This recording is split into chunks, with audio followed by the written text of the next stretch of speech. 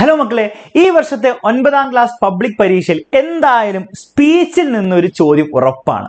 അപ്പൊ ആ ചോദ്യം ചോദിക്കുമ്പോൾ അതിന് കൃത്യമായ ആൻസർ കൊടുത്ത് ആ 6 മാർക്സ് ഉറപ്പാക്കാൻ, 1 മാർക്ക് പോലും കളയാതെ, അല്ലെ പോട്ടെ 1/4 മാർക്ക് പോലും വേസ്റ്റ് ആക്കാതെ ആ മുഴുവൻ 6 മാർക്ക് നേടി എടുക്കാനുള്ള ഒരു വീഡിയോ ആയിരിക്കും. സോ ഈ വീഡിയോ അവസാനം വരെ നിങ്ങൾക്ക് കാണാം. തീർച്ചയായും നിങ്ങൾക്ക് യൂസ്ഫുൾ ആണ്, നിങ്ങളുടെ ഫ്രണ്ട്സിനെ അയച്ചു കൊടുക്കുക കേട്ടോ. അപ്പൊ സ്പീച്ചിൽ 4 കാര്യങ്ങൾ ഉണ്ടാവണം. വെറുതെ നിങ്ങൾ എന്തെങ്കിലുമൊക്കെ എഴുതി വെച്ചിട്ട് കാര്യമില്ല. ഓക്കെ, 4 കാര്യങ്ങൾ ഉണ്ടാവണം സ്പീച്ചിൽ നിങ്ങൾക്ക് ഫുൾ മാർക്ക് കിട്ടണമെങ്കിൽ. അതിൽ ഫസ്റ്റ് കാര്യമാണ് സാല്യൂട്ടേഷൻ. സാല്യൂട്ടേഷൻ എന്ന് പറഞ്ഞാൽ ഒന്നുമില്ല, നിങ്ങളിപ്പോൾ ഒരു സ്റ്റേജിലേക്ക് കയറി വന്നിട്ട് നിങ്ങൾ ആദ്യം തന്നെ ചാടിക്കയറിയിട്ട് today I will speak on എന്നല്ല പറയാമോ.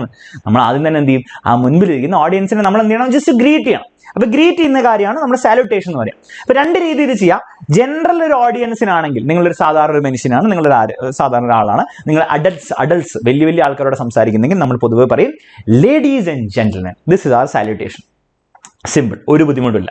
ഇനി ഇത് ജനറൽ ഓഡിയൻസിനാണെങ്കിൽ, പക്ഷെ മിക്ക സമയത്തും പരീക്ഷ ചോദ്യം വരുമ്പോൾ നിങ്ങളൊരു സ്കൂളിലാണ്, സ്കൂളിലെ ഇൻഡിപെൻഡൻസ് ഡേക്ക് അല്ലെ സ്കൂളിലെ അസംബ്ലിക്ക് അല്ലെങ്കിൽ ഗാന്ധി ജയന്തി എന്നുള്ള ദിവസത്ത് നിങ്ങൾക്കൊരു സ്പീച്ച് ഡെലിവർ ചെയ്യാൻ വേണ്ടിയിട്ട് ടീച്ചർ പറഞ്ഞു, അങ്ങനെയാണ് എന്ത് സ്പീച്ച് ആയിരിക്കും നിങ്ങൾ പറയാ എന്ന് നിങ്ങളൊരു കുട്ടിയായിട്ട് നിങ്ങൾ എന്ത് ചെയ്യണം, സ്പീച്ച് പറയേണ്ടത് ക്വസ്റ്റ്യൻസ് വരും. അപ്പൊ അങ്ങനെ പറയുമ്പോൾ നിങ്ങൾ ലേഡീസ് ആൻഡ് ജെന്റിൽമെൻ എന്ന് പറയാതെ നിങ്ങൾ പറയണം respected teachers and my dear friends. Simple, respected teachers and my dear friends. വളരെ സിമ്പിൾ. ഡിയർ അല്ലെങ്കിലും നിങ്ങൾ ഡിയർ ഫ്രണ്ട്സ് എന്ന് തന്നെ പറയാം. ഇതായിരിക്കും നിങ്ങളുടെ സാല്യൂട്ടേഷൻ. സിമ്പിൾ, ബുദ്ധിമുട്ടൊന്നുമില്ല. ഓക്കെ, ഇനി ഇത് കൂടാതെ നിങ്ങൾക്ക് നിങ്ങളുടെ ഐഡിയാസിലുള്ള അടിപൊളി സാല്യൂട്ടേഷൻ ഉപയോഗിക്കാം. പക്ഷെ അതുകൊണ്ട് എക്സ്ട്രാ മാർക്കൊന്നും കിട്ടാൻ പോകുന്നില്ല. ജസ്റ്റ് നിങ്ങൾ മനസ്സിലാക്കുക. പക്ഷേ ഈ സാല്യൂട്ടേഷൻ ഉണ്ടായിരിക്കണം. പിന്നീട് നിങ്ങൾ എന്ത് ചെയ്യണം, ടോപ്പിക്കിനെ ഇൻട്രൊഡ്യൂസ് ചെയ്യുക. ഓക്കെ, അതായത് today I will be speaking on the importance of waste management, അല്ലെങ്കിൽ today I will be speaking on the importance of global warming, അല്ലെങ്കിൽ I will be speaking on the harmful effects of global warming. എന്നിട്ട് നിങ്ങൾ എന്ത് ചെയ്യുക, global വാർമിങ്ങിനെ പറ്റിയിട്ട് അല്ലെങ്കിൽ waste management എന്തിനെ പറ്റിയാണോ നിങ്ങൾ സംസാരിക്കുന്നത് അതിനെപ്പറ്റി ഒരു സെന്റൻസും കൂടി പറയാം. അപ്പൊ ഇൻട്രൊഡക്ഷൻ എന്ന് പറഞ്ഞാൽ 2 സെന്റൻസ് ഉണ്ടാകാൻ പാടുള്ളൂ. ഓക്കെ, മാക്സ് ടു മാക്സ് നിങ്ങൾക്ക് 3 സെന്റൻസ് ഉപയോഗിക്കാം. അതിൽ കൂടുതൽ നിങ്ങൾ ഉപയോഗിച്ചാൽ അത് ഇൻട്രൊഡക്ഷൻ ആവില്ല. അപ്പൊ എപ്പോഴും നമ്മൾ ടോപ്പിക്കിന് ഇൻട്രൊഡ്യൂസ് ചെയ്യാം. അല്ലാണ്ട് ജസ്റ്റ് എന്ത് ചെയ്യുക, ladies and gentlemen, global warming is very harmful to the environment, global warming is that, global warming is that, the reason for global warming are എന്ന് പറഞ്ഞ് നിങ്ങൾ സ്പീച്ച് പറയാൻ പാടില്ല. നിങ്ങൾ ആദ്യം today I will be speaking on the topic of global warming, global warming is global വാർമിങ്ങിനെ പറ്റി പറയുക, ജസ്റ്റ് അതിനെ ഡിഫൈൻ ചെയ്യുക, അതെന്തൊക്കെയാണ് ഹാർംഫുൾ എഫക്ട്സ് കോസ് ചെയ്യുന്നത് ജസ്റ്റ് ഒന്ന് പറയുക. It causes a lot of harmful effects to environment എന്നൊക്കെ കാര്യങ്ങളൊക്കെ പറഞ്ഞിട്ട് പിന്നെ നിങ്ങൾ അതിനെപ്പറ്റി എലാബറേറ്റ് ചെയ്യുക. ഓക്കെ, ആ എലാബറേറ്റ് ചെയ്യുന്നുണ്ട് നിങ്ങൾ, അതിനാണ് നമ്മൾ യുവർ ബോഡി യുവർ കണ്ടന്റ് എന്ന് പറയാം. നിങ്ങൾക്ക് പറയാനുള്ള കാര്യങ്ങൾ പോയിന്റ് ആക്കി പറയാം. ഓക്കെ, വെറുതെ ഇങ്ങനെ എന്തെങ്കിലുമൊക്കെ പറയരുത്. ഓക്കെ, ഫോർ എക്സാമ്പിൾ ഇപ്പോൾ ഗ്ലോബൽ വാർമിംഗ് ആണെങ്കിൽ നിങ്ങൾ ഗ്ലോബൽ വാർമിങ്ങിന്റെ റീസൺസ് പറയണം. ഓക്കെ, ഗ്ലോബൽ വാർമിങ്ങിന്റെ റീസൺസ് എന്തായിരുന്നു. അപ്പോൾ ഒരു റീസൺ ആയിരിക്കില്ല, മൾട്ടിപ്പിൾ റീസൺ ഉണ്ടാവും അല്ലേ. അപ്പോൾ ആ മൾട്ടിപ്പിൾ റീസൺസ് നിങ്ങൾ ലിസ്റ്റ് ചെയ്തിട്ട് പറയാം. പിന്നെ നിങ്ങൾക്ക് പറയാൻ പറ്റുന്ന എന്താണ്, അത് എങ്ങനെയാണ് നമ്മുടെ എൻവയോൺമെന്റിനെ എഫക്ട് ചെയ്യുന്നത് അല്ലേ, അത് ഹാർംഫുൾ എഫക്ട്സിനെ പറ്റി പറയാം അല്ലെ. അത് എന്തൊക്കെ രീതിയിലാണ് നമ്മുടെ എൻവയോൺമെന്റ് എഫക്ട് ചെയ്യുന്നത്, ഹ്യൂമൻ ബീങ്സിനെ എങ്ങനെ എഫക്ട് ചെയ്യുന്നുണ്ട് അല്ലെ, നേച്ചറിനെ എങ്ങനെ, ബയോഡൈവേഴ്സിറ്റിനെ എങ്ങനെ എഫക്ട് ചെയ്യുന്നുണ്ട്, അനിമൽസിനെ എങ്ങനെ എഫക്ട് ചെയ്യുന്നുണ്ട്, അങ്ങനെ പല കാര്യങ്ങൾ നിങ്ങൾക്ക് പറയാം. പിന്നെ നിങ്ങൾക്ക് എന്ത് പറയാൻ പറ്റും, നിങ്ങൾ ആലോചിച്ച് നോക്കിക്കേ. വെറുതെ അതിന്റെ മോശം കാര്യങ്ങൾ മാത്രം പറഞ്ഞാൽ പറ്റില്ല, നമുക്ക് എങ്ങനെ അതിനെ ഓവർകം ചെയ്യാം അല്ലേ, ഇത് സ്റ്റെപ്സ് ടു ഓവർകം, നമുക്ക് എങ്ങനെയൊക്കെ ഓവർകം ചെയ്യാം. പബ്ലിക് ട്രാൻസ്പോർട്ടേഷൻ കൂട്ടുക, ഇൻഡിവിജ്വലായിട്ട് കാർ ഉപയോഗിക്കരുത്, പിന്നെ കുറച്ചും കൂടി എന്താണ് ഫ്യൂൽ എഫിഷ്യൻ്റ് ആയിട്ടുള്ള സാധനങ്ങൾ ഉപയോഗിക്കുക, അല്ലെങ്കിൽ വെഹിക്കിൾസ് ഉപയോഗിക്കുക, അങ്ങനെ കുറേ കാര്യങ്ങൾ നമുക്ക് ചെയ്യാൻ പറ്റും അല്ലേ. റെഫ്രിജറേറ്റേഴ്സ് ഒക്കെ എന്ത് ചെയ്യുക, സ്വിച്ച് ഒക്കെ ഓഫ് ചെയ്ത് വെക്കുക, അങ്ങനെ നിങ്ങൾക്ക് കുറേ രീതിയിൽ അതിനെ ഓവർകം ചെയ്യാൻ പറ്റും. അപ്പൊ ഈ കാര്യങ്ങളൊക്കെ ആയിരിക്കണം. ഇത് നിങ്ങൾ പോയിന്റ് ആയിട്ട് വേണം നിങ്ങൾ പറയാം. ഇങ്ങനെ കുത്തിട്ട് എഴുതാനല്ല, നിങ്ങൾ പോയിന്റ് ആയിട്ട് തോന്നണം അല്ലെ. ഇപ്പം റീസൺസ് പറയുമ്പോൾ മേജർ റീസൺ ബീങ് ഇത്, അതർ റീസൺസ് ആർ ഇത്. എഫക്ട്സ് പറയുമ്പോൾ firstly it causes this effect, secondly it causes this effect, thirdly അല്ലെ lastly this causes this effect. Overcome ചെയ്യുമ്പോൾ അങ്ങനെ ആ ഒരു സ്ട്രക്ചർ ഉണ്ടാക്കാൻ മാക്സിമം ട്രൈ അല്ലെ. ഫസ്റ്റ്ലി, സെക്കൻഡ്ലി, ലാസ്റ്റ്ലി അല്ലെ, മേജർ റീസൺസ് ആർ ഇത്, അതർ റീസൺസ് വിൽ ബി ഇതർ, അങ്ങനെയൊക്കെ പറഞ്ഞ് നിങ്ങൾ സ്ട്രക്ചർ തോന്നിപ്പിക്കണം. വെറുതെ എന്ത് ചെയ്യരുത്, എഴുതി. മനസ്സിലാവുന്നുണ്ടോ? ശരി.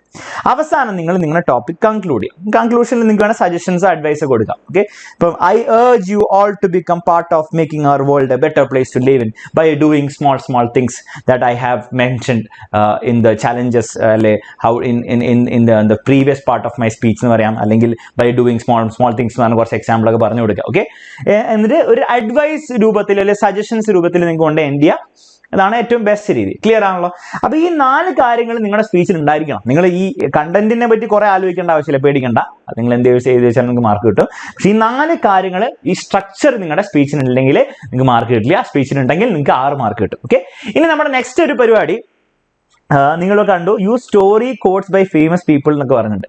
അപ്പൊ നിങ്ങൾക്ക് സ്പീച്ച് തുടങ്ങാനോ അല്ലെങ്കിൽ സ്പീച്ചിന്റെ ഇടയിലൊക്കെ നിങ്ങൾക്ക് ഫേമസ് ആൾക്കാരുടെ, ഫോർ എക്സാമ്പിൾ ഗാന്ധിജിയുടെ, പിന്നെ നമുക്ക് പഠിക്കാനുള്ള ഫേമസ് ഒരു ക്യാരക്ടറാണ് നമ്മുടെ സച്ചിൻ ടെണ്ടുൽക്കറിനെ പറ്റിയുള്ള സ്പീച്ചൊക്കെ വന്നു കഴിഞ്ഞാൽ അദ്ദേഹത്തിന്റെ കോട്ടൊക്കെ ഉപയോഗിക്കുന്ന നല്ലതായിരിക്കും. അപ്പൊ കോട്ട് എന്ന് സാർ എനിക്ക് അറിയില്ലേ, നിങ്ങൾ ജസ്റ്റ് ഗൂഗിളിൽ പോയിട്ട് കുറച്ച് കോട്ട് നോക്കണോ, വെറുതെ അടിച്ചു in a general way you can shake the world, 2-3 കോട്ടൊക്കെ ബൈ ഹാർട്ട് പഠിച്ചോ.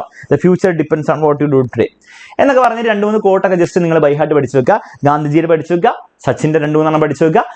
അവസരം കിട്ടിയാൽ ഉപയോഗിക്കുക. അവസരം ഇല്ലാത്ത സാഹചര്യത്തിൽ വെറുതെ കയറി ഉപയോഗിക്കരുത്, അസ്ഥാനത്ത് കയറി പ്രയോഗിക്കരുത്. അവസരം കിട്ടിയാൽ ഉപയോഗിക്കാം. ക്ലിയർ ആണല്ലോ? ഒന്ന് പഠിച്ചു വെക്കുക, നല്ലതായിരിക്കും. സ്പീച്ചിന്റെ ഇടയിലൊക്കെ കറക്റ്റ് ചെയ്യുന്ന ടീച്ചറിനെ ഇംപ്രസ് ചെയ്യാൻ വേണ്ടി ഉപയോഗിക്കാം. ഓക്കെ, ഇനി നമുക്ക് എന്ത് ചെയ്യാം, കുറച്ച് ചോദ്യങ്ങളിൽ നമുക്ക് നോക്കാം. പരീക്ഷയിൽ വന്നിരിക്കുന്ന പ്രീവിയസ് ഇയർ ക്വസ്റ്റൻസ്, നിങ്ങളുടെ പബ്ലിക് എക്സാമിൽ വന്ന കുറച്ച് ചോദ്യങ്ങൾ നോക്കാം. ഇതേ ചോദ്യങ്ങളല്ല, ഇതുപോലത്തെ ചോദ്യങ്ങൾ ഇനിയും വരാൻ ചാൻസ് ഉണ്ട്. ഓക്കെ, അപ്പൊ നമുക്ക് നോക്കാം. The sport club of you school is organizing a meeting to congratulate തരുണിനെ കൺഗ്രാജുലേറ്റ് ചെയ്യാൻ വേണ്ടിയിട്ട്.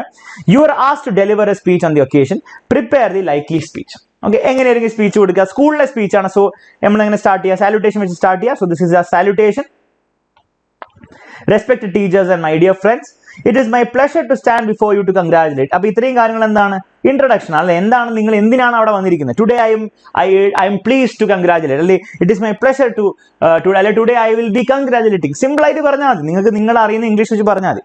It is my pleasure to stand before you today and to congratulate our dear friend Tarun. അപ്പോൾ കാര്യത്തിലേക്ക് കടക്കാതെ തന്നെ. Okay, as you all know, Tarun has accomplished an incredible feat and we are gathered here to celebrate his success. കഴിഞ്ഞു, introduction കഴിഞ്ഞു അല്ലെ? അപ്പൊ എന്താണ് നമ്മൾ ഇന്ന് ചെയ്യാൻ പോകുന്നത്, എന്താണ് നിങ്ങൾ ആ സ്പീച്ചിൽ പറയാൻ പോകുന്ന കാര്യം നിങ്ങൾ ഇവിടെ കഴിഞ്ഞു അല്ലെ? തരുണിനെ പറ്റി തരുണിനെ കൺഗ്രാജുലേറ്റ് ചെയ്യണം. തരുൺ എന്തിനാണ് കൺഗ്രാജുലേറ്റ് ചെയ്യുന്നുള്ള കാര്യം നിങ്ങൾ പറഞ്ഞു. ഇനി നിങ്ങൾ കൺഗ്രാജുലേറ്റ് ചെയ്യാൻ തുടങ്ങുമ്പോൾ നിങ്ങളുടെ ബോഡി അഥവാ നിങ്ങളുടെ കണ്ടന്റ് ഇത്രയും കാര്യങ്ങളായിരുന്നു.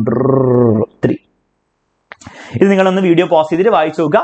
ഈ ക്ലാസ്സിന്റെ നോട്ട്സ് ഞാൻ താഴെ എന്തുണ്ട് ഡിസ്ക്രിപ്ഷനിൽ PDF കൊടുത്തിട്ടുണ്ട്. നിങ്ങൾക്ക് എന്ത് ചെയ്യാം, അത് ഡൗൺലോഡ് ചെയ്തെടുക്കുക, എന്നിട്ട് വായിച്ചു നോക്കണം. നിങ്ങൾ വായിച്ചു നോക്കണം. കാരണം ഗുണം എന്താ അറിയോ, ഈ തരുണിനെ പറ്റിയിട്ട് തരുണിനെ കൺഗ്രാജുലേറ്റ് ചെയ്യണമെന്നില്ല, തരുണിനെ പറ്റിയില്ല എന്ത് സ്പീച്ച് വന്നാലും അല്ലെങ്കിൽ ഈ ചാപ്റ്ററിന് ഒരു എന്ത് സ്പീച്ച് വന്നാലും ഈ പോയിന്റ്സ് നിങ്ങളെ ഹെൽപ്പ് ചെയ്യും. സ്പീച്ചിൽ മാത്രമല്ല നാരേറ്റീവിലൊക്കെ ഹെൽപ്പ് ചെയ്യും. സോ ഇത് വായിച്ച് നിങ്ങൾ നോക്കണം കേട്ടോ.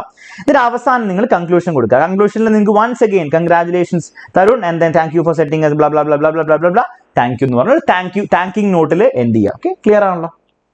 That is our conclusion. Okay, എന്തിനാണ് നിങ്ങൾ ഒന്നും കൂടി തരുണിനെ എന്താണ് ഇങ്ങനെ കൺഗ്രാജുലേറ്റ് ചെയ്യുന്നതെന്നും അതുവഴി നമുക്ക് ഉണ്ടായ ഇൻസ്പിറേഷൻ ഒക്കെ കാര്യങ്ങളൊക്കെ നിങ്ങൾ ജസ്റ്റ് ഒന്ന് മെൻഷൻ ചെയ്യുക. ഇതിന് അവസാനം കൺക്ലൂഡ്. ഇത്രയായിരിക്കും സ്പീച്ചിന്റെ സ്ട്രക്ചർ. ഓക്കെ, അപ്പൊ സ്പീച്ച് എങ്ങനെ എഴുതാമെന്ന് മനസ്സിലായി എന്ന് വിചാരിക്കുന്നു.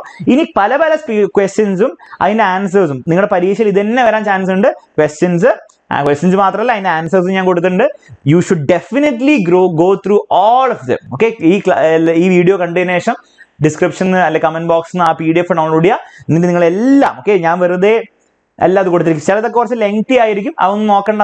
നിങ്ങൾ ഇത്രയൊന്നും പരീക്ഷയിൽ എഴുതണ്ട. ഞാൻ കുറച്ച് എക്സ്ട്രാ കൊടുക്കുന്നേ ഉള്ളൂ. You can cut it down. Okay, cut short ചെയ്യാം. പക്ഷെ നിങ്ങൾക്ക് ഇത്രയും വായിച്ചാൽ നിങ്ങൾക്ക് അത്രയും ഗുണമായിരിക്കും കേട്ടോ. അപ്പൊ ഇത്രയും ക്വസ്റ്റ്യൻസും അതിന്റെ ആൻസേഴ്സും നിങ്ങൾ വായിച്ച് ഒന്ന് സെറ്റാക്കുക. ഒരു പക്ഷേ ഇതേ ചോദ്യമായിരിക്കും നിങ്ങളുടെ പരീക്ഷയിൽ വരാൻ പോകുന്നത്. അങ്ങനെ വന്നു കഴിഞ്ഞാൽ ജാക്ക് പോട്ടാണ് മക്കളെ, ഫുൾ മാർക്ക് ഇങ്ങോട്ട് പോരും. നിങ്ങൾ ഒന്നും ചിന്തിക്കേണ്ട ആവശ്യം പോലും ഇല്ല. മിക്ക സമയത്ത് കുട്ടികൾക്ക് പ്രശ്നം എന്താണ്, ചിന്തിക്കാൻ കുറെ സമയം കുറെ വേസ്റ്റ് ആവും. നിങ്ങൾ ഇത് വായിച്ച് ഒന്ന് സെറ്റാക്കി വെച്ച് കഴിഞ്ഞാൽ ഇതേ ചോദ്യങ്ങളല്ല ഇതുപോലത്തെ ചോദ്യങ്ങൾ ചോദിച്ചാൽ നിങ്ങൾക്ക് സിമ്പിൾ ആയിട്ട് എന്ത് ചെയ്യാൻ പറ്റും, ഉത്തരം കൊടുക്കാൻ പറ്റും, ഒന്നും ചിന്തിക്കാണ്ട് തന്നെ. Okay, so you should definitely go through all of them. എല്ലാം ഡിസ്ക്രിപ്ഷനിൽ കൊടുത്തിട്ടുണ്ട്. ഈ വീഡിയോ നിങ്ങൾക്ക് യൂസ്ഫുൾ ആണെങ്കിൽ തീർച്ചയായിട്ടും നിങ്ങൾ എന്ത് ചെയ്യണം, നിങ്ങളുടെ ഫ്രണ്ട്സിനൊക്കെ അയച്ചു കൊടുക്കണം. വാട്സാപ്പിലൊക്കെ അയച്ചു കൊടുത്ത് അവരോടും കൂടെ ഒന്ന് കാണാൻ പറയാം. Okay, bye take care. പിന്നെ ലൈക്ക് ചെയ്യാനും മറക്കണ്ട. ഓക്കെ, അപ്പൊ സ്പീച്ച് സെറ്റായി വിചാരിക്കുന്നു. സ്പീച്ച് സെറ്റായെങ്കിൽ നിങ്ങൾക്ക് യൂസ്ഫുൾ ആയെങ്കിൽ തീർച്ചയായും കമന്റ് ബോക്സിൽ കമന്റ് ചെയ്യുക, സർ അടിപൊളിയായി സെറ്റായി എന്ന് പറഞ്ഞിട്ട്. Bye take care.